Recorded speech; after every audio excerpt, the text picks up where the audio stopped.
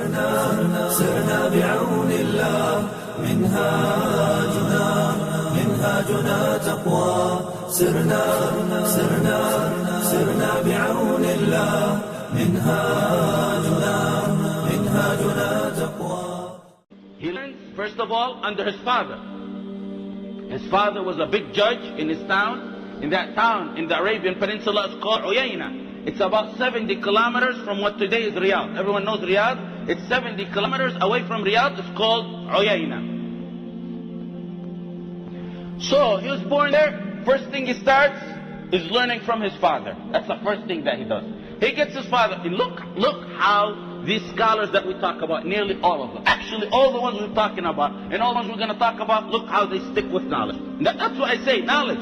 People talk and blab their mouths and talk about a lot of things, and I say get knowledge. You start laughing at some of the things you said in the past. Knowledge, sit and have knowledge, firm knowledge, you know. There's an Arabic class, go to the Arabic. So you can read, someone can read some Arabic books. There's no reference books in English. There's Arabic, there's a hadith class, there's a fiqh class. Go to them. Why? Why don't you go to them? Look at what Bukhari went from Sham to Iraq, to the Arabian Peninsula, to Basra, to Samarkand, to the area surrounding Bukhara. All that for a student now. You can go 20 minutes, 30 minutes, you have a halaqah lecture, and it's pretty hard until, well, I can't make it, you know, brother, I can't make it. How can you not make it when these giants of Islam used to do all that? This man started in his father's house, learned Islam with his father. Then he left and went to Mecca, and he studied with all the scholars there. When he was done with those scholars, look at these people. This is like I was talking about Bukhari yesterday. And then he goes from Mecca to Medina. And then he goes and learns from all the scholars in Medina. Then he leaves Medina, he's done with the Medina. And then he goes all the way to Iraq. He leaves his homeland, his hometown, his father, his everything, and he goes to Iraq. And this man is, you know, on the right aqidah. He learns the knowledge and discovers the right aqidah from the wrong aqidah. He doesn't become a big Sufi sheikh, you know, that was popular back then. That's another thing that was popular. Those Sufi sheikhs that people used to worship instead of Allah. So he goes there and he has the right knowledge, and he goes to Iraq and begins his da'wah in Iraq. Same thing like Bukhari. Say what happened with this man in Iraq is he had people following him, scholars supporting him, some of the righteous scholars, not many, supporting him. When the governors there seen that, it wasn't good. What are you doing here? Causing corruption? Causing problems? Get out of here. We want you out. And this man was a man who dealt with wisdom. Muhammad ibn Abdul Wahab, rahimahullah, and this is the man that you hear Wahhabi attributed to. And I say, if this lifestyle is a Wahhabi, I'm the first one to declare to the world I'm a Wahhabi. You know, if this kind of lifestyle and this man is a Wahhabi, I don't know what they mean. If they mean negative, and actually everyone who says Wahhabi, 99% of them, wallahi, they don't know what a Wahhabi is. Wallahi, 99% of them, they don't know. Maybe they learned something today, you know. 99% of them don't know what a Wahhabi is. That's the first thing. And the others who think they know what Wahhabi is, they don't know the right Wahhabi is. What is Wahhabi? We're going to learn all that today and see, was this man evil as people claim, or was he a heroic reviver who revived the Islamic Ummah? He goes from Iraq back to his country. He wants to go to Ihsa, a town in Saudi called Ihsa. He doesn't have enough money, so he stops at Uyayna. Uyayna is his hometown. He finds out his father, who was a judge, had got a problem with the governors there, and he moved out to an area near Uyayna. They're right next to the border of Uyayna. So he goes there where his father is, and he stays with his father. This man doesn't know whether he's with his father, whether he's in Iraq, whether he's spreading da'wah. And he starts spreading da'wah where his father is, right next to Uyayna, and he's giving this da'wah. And again, people see his supporters. The governor there was sort of neutral what he's doing. The problem came to Muhammad ibn Abdul Wahab, rahimahullah, when people attempted to kill him. What did he do? He didn't carry a sword yet. He didn't fight yet. Just a peaceful da'wah. I want people to stop this shirk. I want them to worship Allah and only Allah. I want them to I don't want them to swear and give oaths by other than Allah. I want to stop the Sufi corruption. And not only that, this was just a aqidah part of the problem going on back. There was people couldn't travel from, you know, a few kilometers in the desert without being killed or attacked. This is another problem. Women were being raped. This is, you know, the crimes. I'm just talking about the aqidah issue that this man revived. So he goes, when he knows they're going to kill him, the people tell him, you should leave. And again, look at that. Look how many times he shouts. He packs his sleeping bag on his back, and again out of the country.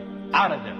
And wherever they want, it was kind and nice to them. You want me out? I leave. He left the town, and he goes back to his birthplace, Uyayna. And over there, you know, he meets a leader, the governor is Uthman ibn Muhammad. Uthman ibn Muhammad is the governor of Uyayna at that time. And he tells Muhammad ibn Abdul Wahab, we will support you as much as we can. Whatever you need, we'll support you. Whatever you need for your da'wah, you're on the righteous path, we support you. And Muhammad ibn Abdul Wahab began to give da'wah, halaqat. This is what he revived the ummah with halaqat, with tawheed, with aqeedah, with teaching the people. People come from all over. And then you see, alhamdulillah, got a stronghold. Said, we got near us a grave that's being worshipped. We got to destroy that. And it was the grave of Umar ibn Khattab's brother. Zayd, if I'm not mistaken. Zayd ibn al-Khattab, radiallahu anhu. Why it was back there by Riyadh, in that area, the borders of Riyadh, it was because Zayd is Umar ibn Khattab's brother, fought against Musaylam al-Kadhdhab. And that's the area where they had the battle, and he was buried right there. Musaylam al-Kadhdhab is the one who, during the Prophet ﷺ's life, he claimed that he was a prophet, and he remained after the Prophet ﷺ's life. And the one who put an end to him, as you know, is Khalid ibn al-Walid during the time of Abu Bakr's Khilafah. So he died in that battle. What the people did is they built a qubba, probably to honor him. Oh, we got a Sahabi close to us, but that's haram. To build on a grave is haram. Because we know what the consequence behind it. A grave got to be leveled to the earth. So they build it, put a qubba on it. And later on, you know, in Mecca, the holiest place on this earth, they had a qubba on Khadija radiallahu anha's grave, and it was being worshipped instead of Allah. And in Mecca, in Medina, the same thing. So he went to this, and he said, we got to destroy it. And then the league governor said, but you know, the surrounding tribes are going to rebel. This was time where every town in the Arabian Peninsula was governed by tribe. So they said, the tribes around us will rebel. You know, this is sacred. Just like today, if you go and say, we should destroy the qubba on top of the Prophet's grave. You hate the Prophet? That's exactly what they accused Muhammad ibn Abdul. I say, wallahi, it needs to be destroyed and crumbled down to the earth. That qubba on top of the Prophet ﷺ is haram. And I'm surprised to see that the people there are quiet over that. That should be destroyed and crumbled into pieces. If they say that it's going to harm the grave, we have, alhamdulillah, equipment by the millions, technology that can take it. And they can, you know, there's so many ways to do it. That should, what they did when they, oh, you hate the Sahaba. You want to stop us from worshiping.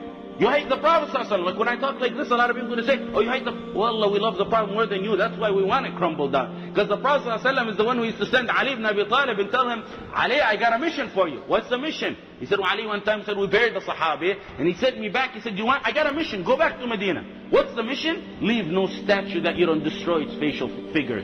Leave no qubba. Leave nothing on top of a grave that you don't level top of this earth. You got to do that. So Muhammad ibn Abdul Wahab, you know, and by the way, Muhammad ibn Abdul Wahab didn't bring nothing new. As you can see when we talk about his books, he didn't bring nothing new at all. In fact, he's the least of the revivers who brought something new. In fact, when we talk about his books, I'll explain more, and if I don't, remind me. So Muhammad ibn Abdul Wahab brought this hadith into reality. He said, I gotta go destroy it. The governor said, okay, we'll support you. Muhammad ibn Abdul Wahab and his students went to level this grave to the earth. And as was expected happened. The people seeing they're destroying this grave, and the tribe surrounded against him.